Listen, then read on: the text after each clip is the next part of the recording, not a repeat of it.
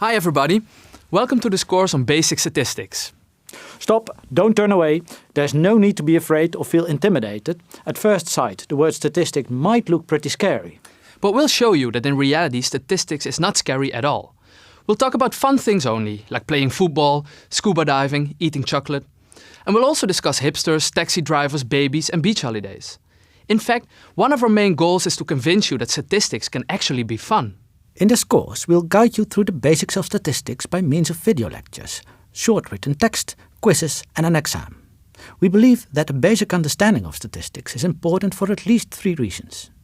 First, there's a lot of statistics around us, in the news and especially in scientific work.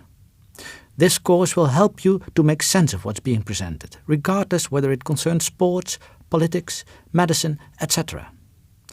Second, knowledge of statistics will help you to conduct your own study. How should you analyze the information you gather? Which method should you employ? Third and finally, analyzing data to learn about the world around us is fun. Hopefully you'll agree after this course. We'll make a distinction between 2 types of statistics, descriptive and inferential statistics.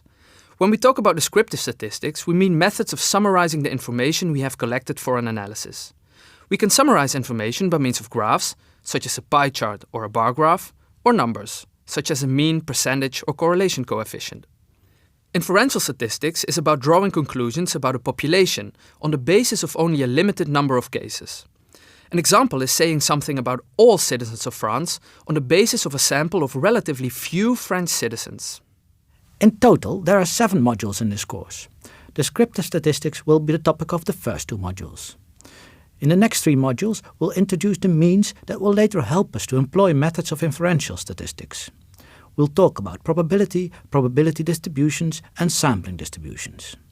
And in the final 2 modules, we'll introduce methods of inferential statistics, specifically how to estimate a confidence interval and how to conduct a hypothesis test. We will describe all details about scheduling of lectures and quizzes in the course pages. But before we go into further detail, let us briefly introduce ourselves. This is Emiel van Loon. He teaches statistics and computational methods and researches the movement and distribution of animals in the natural environment. He loves running in the woods and he is quite fond of his vegetable garden. And this is Matthijs Roduin. He works as political scientist and teaches statistical methods. His research is about voting behavior. And as you will find out during the course, he recently became a father and he likes scuba diving. Of course, we did not make this course all by ourselves. We are very grateful to Annemarie Zandscholten, who helped us a lot during the development of the program. And the nice drawings you see here are made by Marianne van Stam. Without her, the video lectures wouldn't be so lively and colorful. Last but not least, we'd like to thank Auke Hamers and Antoine Rudy-Sueli, acting jointly as cameraman, sound technicians and editors.